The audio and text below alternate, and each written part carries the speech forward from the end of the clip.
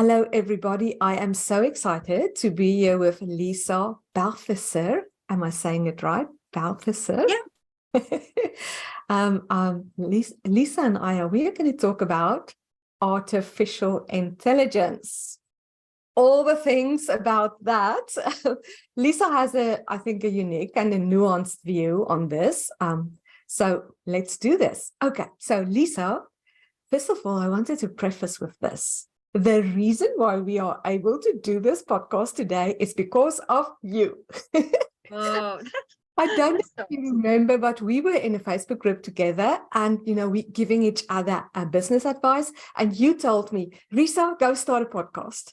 And I actually listened to you. I think it was about more than a year ago. Actually, I got to it, but here I am, thanks to you. So I thought it would be a good idea to have you on as a guest. So let's kick off by telling everybody a little bit about yourself. Who are you? Who's Lisa?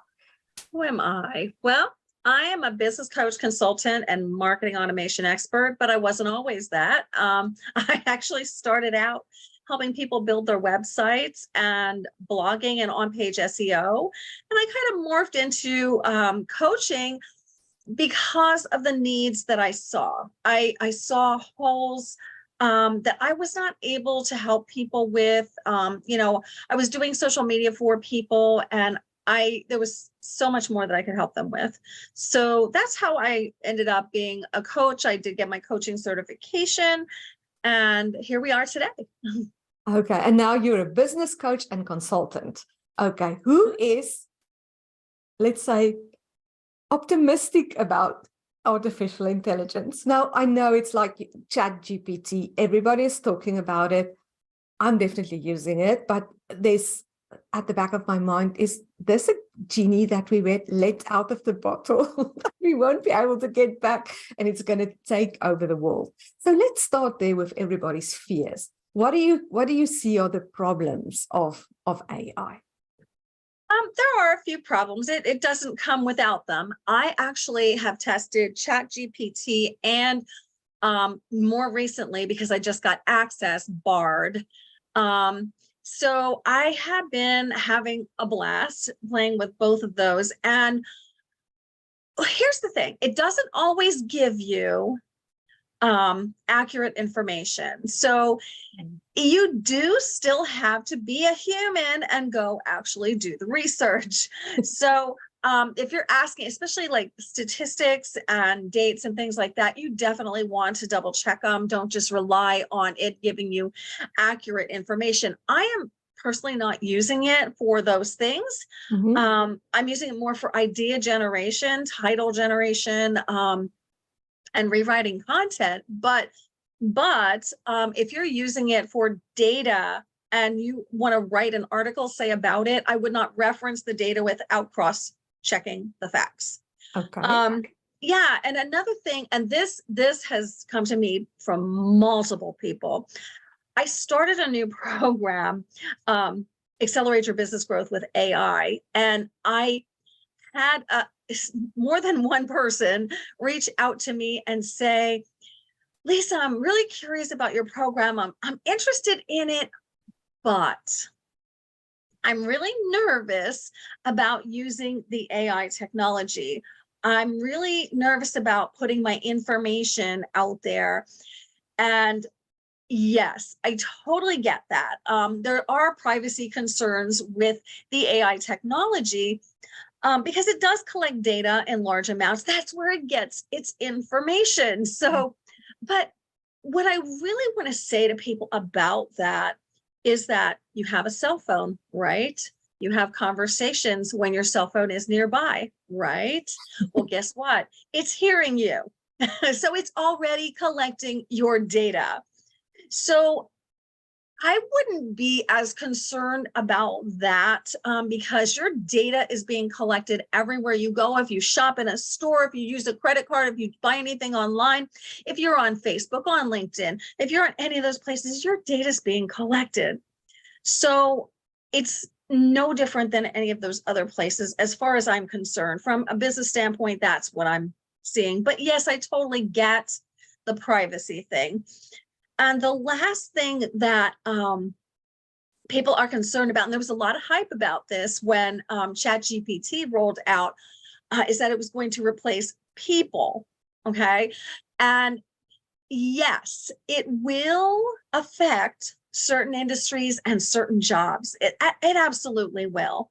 Because as I like to think of the AI technology, it's like having a VA in my pocket or having a marketer in my pocket without having to hire one.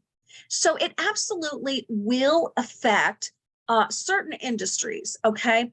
But here's the thing, and this is what I was talking about earlier today in my group, is that if you look at it this way, you can not hire somebody and use the AI technology, okay?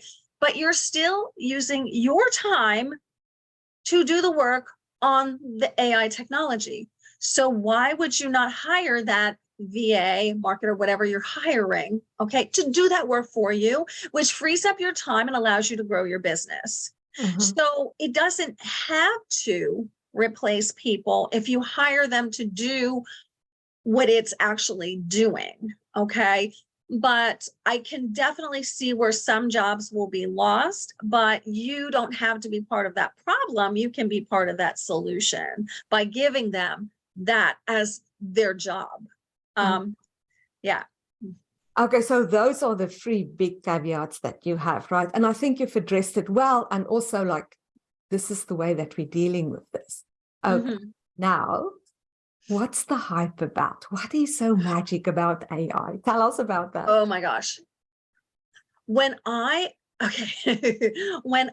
first used AI, when I was introduced to it and I started playing around with it, I was like mind blown. I was like, oh my gosh, where has this been my whole life? Okay. And here's why. It's not that it's replacing anything that I do. It's not that it's telling me things I don't already know. But you can automate things with it. You can really gather some real data and have a better understanding of your ideal clients. You can create better content. I have used the AI technology. If, like, a lot of my clients have, they have blocks when it comes to writing and blocks when it comes to going live. What do I talk about? I don't know how to be interesting. Oh my goodness gracious. This software will solve that problem for you and then some. Okay. So what I've been using it for, and this is what's been exciting about me, I used to spend a lot of time creating my live videos each week, coming up with the content, then coming up with the bullet points. Now I can just ask it to give me the bullet points. I'm still doing all the talking. My knowledge is still the background of what I'm talking about, but it's giving me a very formatted way to present the information. And I just have to know the subject matter, but it doesn't take me, the human being, out of it because I'm the one with the knowledge of talking about those things. So that's the way I've been using it. And I've also, another really exciting way to use it for any course creators and program people that create programs is you can use it to create your programs, create your courses. You can do the outlines. Now I've just done outlines because I don't like the way it taught. Like ChatGPT is very, I mean, there's different voices you can put it in, but it's very formal and very stuffy and boring.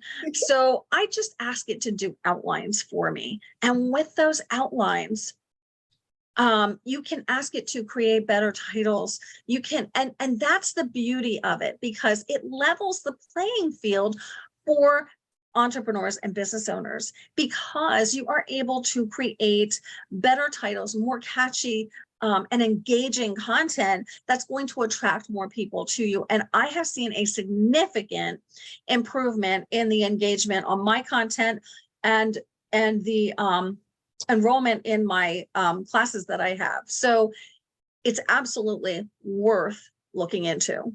Okay, there was one little word that you said that I was like, I have to ask about that. You can automate some of your tasks. What? Yeah.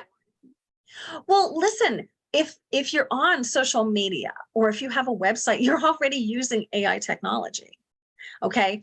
So, when it says, hi, what can I help you with? That's all AI technology. We've been using it for years, but we haven't really given it a thought. But what you can also do is you can create like an FAQ with it and have it set to, like, if somebody comes and asks you a specific question, something that's common and you get asked all the time, you can set it up to answer it. So you don't have to be there. It can provide customer service when you're sleeping. It's beautiful. Okay. And can you just tell us one instance when you used it and it was amazing, the result you got? Can you remember one day when you was like, oh, this is so good? Yeah, well, yeah. And it's something so simple though. Sometimes as a business owner, even though I'm a marketer, like marketing is my background, I don't always have the latest, greatest, fantastic titles for things. I don't. I get them sometimes. Sometimes I have brilliant ideas, and then other times not so much. And we all get there. Yes. But I asked it to, how I used it this one day, and this gave me so much content. So this is a little tip. So I asked it, what were the 5 things that business owners were struggling with right now in 2023 for marketing their business? And it gave me 5 things. And then I asked it to go back and give me 5 titles for live videos for those topics. And it gave me these long time. I'm like, what? I can't use this. This is ridiculous. Okay. And then I just went and I said, can you give me those same topics with titles of 5 words or less? And it gave me phenomenal. Every single one of the titles I will be using at some point for a live video and here's the thing. I have the content in my head. I didn't think of the titles though. And I didn't think of maybe talking about those things. So in that way, my mind was totally blown. I'm like, I was looking at the titles and I was thinking, wow, these are fantastic titles. I don't know that I could have come up with that myself. And that's so crazy. So I'm not using it to replace me, but what I am using it for is to enhance the things that I am doing online. Yes, I've heard someone say it just takes away the blank page syndrome, where you just like, what do I do? What do I do? It just kickstarts your imagination, sort of. Yes. And for me, like, I have lots of ideas to begin with. I am never short on content. I actually don't understand when people tell me they don't know what to say, because I'm like, it's just not ever been me. But what I do love about it is that sometimes it'll give me a title or an idea that's maybe a different perspective of what I had before. And I'm like, yeah, maybe I should do that.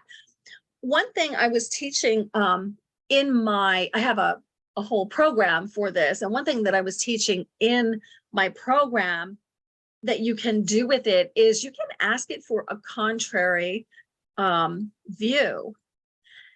And what I think is interesting about that is because as a business owner, as an entrepreneur, it gives you a little bit of insight into maybe why somebody isn't buying or why somebody doesn't want to work with you. And I think that is a great use of it. It really does allow you to go inside the consumer's mind as to what may be going on that maybe you didn't think about. Yeah, but and it's like playing with the tone is so important. I saw someone in LinkedIn only this morning who asked it, write me a love poem to AI, like a Shakespearean sonnet. And, ChatGPT went crazy. I can't remember the words. And then it said the next one is, okay, write me a hate poem to someone who hates AI. Oh my gosh. But in the Shakespearean tone. And it was delicious to read both of them. It was so funny. I bet. So I think we really have to get good at the prompts. You have to ask it well. Do you have any advice there?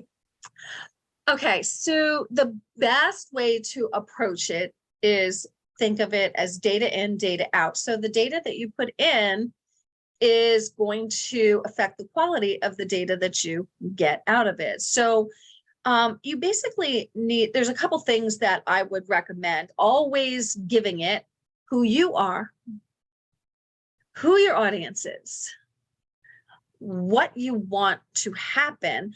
So like I've asked it to do persuasive writing already. So you can ask it to do a specific type or style of writing for you, but you really do need to you need to know the key things, who you are, who your audience is, what their problem is, and what outcome they are looking for.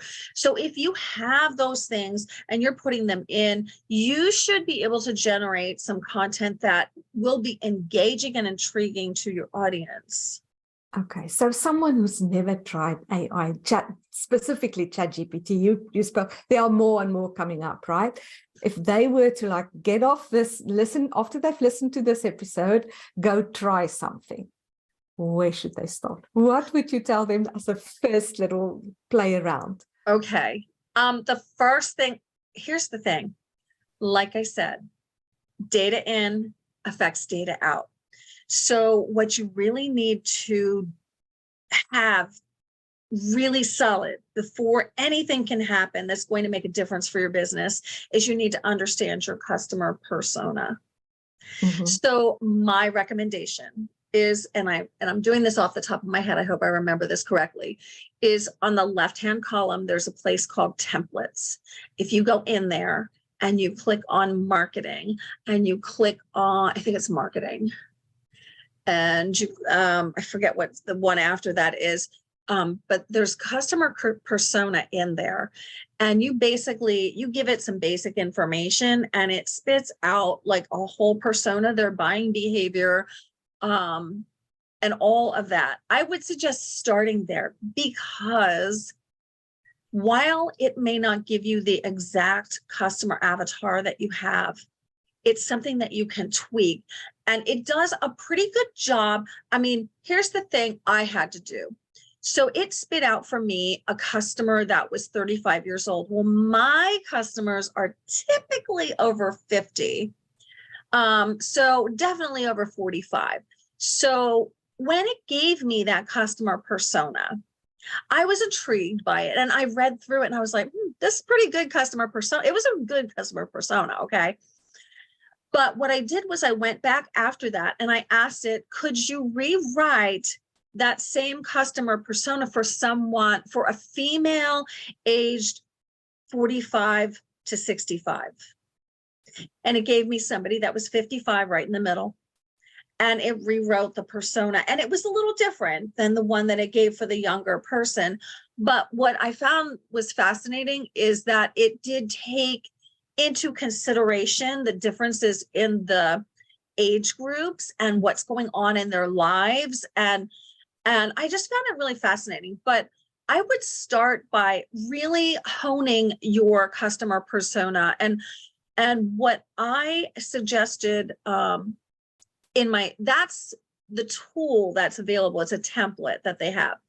Now, what you also can do, and what I do suggest that you do, is you put your own data that you already know about your customer into ChatGPT and have them write up a buyer persona for it. And you may be surprised. The other thing that I would highly suggest, and that I'm having my group do, is ask it what other challenges that particular person may have as it relates to your industry. Because guess what? You may not have thought of everything, and it'll give you other ideas. So that's how I've been using it. It's been phenomenal. Okay, are these the kind of things that you are doing in your new program? Tell us about this new program of yours. Yes. So what I'm doing in my new program, I am basing it on business growth. We are working on the things that grow the business. We are working on the copy that's going to convert. We're working on the lead gen. We're working on all of the things that lead up to the sale. I'm still helping them with all of that. But what we're doing is we are implementing the AI technology. So I help people, with their launches, creating their signature offers and lead magnets and all of that. But we are incorporating the AI technology into it to make it better, to make it more enticing. And Okay. faster, I suppose. It's like, it's so much faster to do it. Yes. Yeah. So it's not like we have to go out and like redo the whole thing. Like if you have an idea, or maybe for some people, they already have a lead magnet, but it's just not getting the people downloading it. Yeah. So what you can do is you can take that lead magnet and put it into ChatGPT and ask it to rewrite this lead magnet in a way that's more enticing to a particular audience. And again, you need to tell it what that audience is. So, so those are the things that I'm using it for, to help my clients market their business better, attract more of the right clients, and be able to convert them at a higher level. Okay. So where can people find more about that? So I'm all over social media with my name. Oh, this side. We will put it in the description as well. Okay. Yeah. So I'm all over social media. So you can connect with me. I also have a Facebook group. It's a free group, Entrepreneur Empowerment. And I do live shows in there every Thursday. So today's was about AI, just so happens. And, the purpose of that group is to empower people, to give them ideas, to, help them move the needle a little. But with the AI program that I just created, it's really to move the needle big time. And so fast. Once again, the speed is definitely there. Yeah. Anything else you want to end with that you want to tell people about your program or AI or business? Just like give them some inspiration. As a business coach, one thing that I see a lot of times is people like, we're talking about the AI technology, and everybody's going to go out and they're going to try and they're going to be like, oh, this is so cool, I can do this. But maybe you could do it faster with somebody. So my new program is actually only $97 a month because I still have founder spots available. So you can still get in it at a really, really low rate. But it's going to be my main program, and I'm implementing a lot more things into it. We're actually doing working sessions and everything in there because the key is growth. That's what we're focused on this year. So, but you can go out and do it yourself. It's just that you're going to do it slower. And how do I know that? Because that's what I did. Ask me how I know. Yes. Ask me how I know. I did that. I spent years. I wasted years before I hired a coach. And when I hired a coach, my business took off. But it's because I hired the coach. So, and had I known the difference that would have made years ago, and I see that a lot in coaching. I'm sure you see that also. People think they can go do it themselves. You can do it yourself. But how much money are you leaving on the table in the meantime? And the problem is all resources are renewable except for time. Yes. You never get your time back. So it's like, if you can really fast track your growth, go for it. Yeah. Yeah. So that was the smartest thing. And I tell people this all the time. The smartest thing I ever did was hire a coach. And it's so weird because, coaches do have coaches. And if a coach doesn't have a coach, then why is she a coach? Yes, exactly. I always have a coach. It's just like, I believe in it so much that I'm part of a program or I have a personal coach always. Yes. And I usually have more than one. I don't know about you, but I usually have more than one, and they push you forward. Mm-hmm. When you feel stuck, when you feel defeated, they're over there cheering you on and pushing you forward. And that's how you get where you plan on going. Thank you so much for this and all the excitement that you made the time to do this. I do appreciate it. Oh, you're welcome. I appreciate being here. Thank you so much.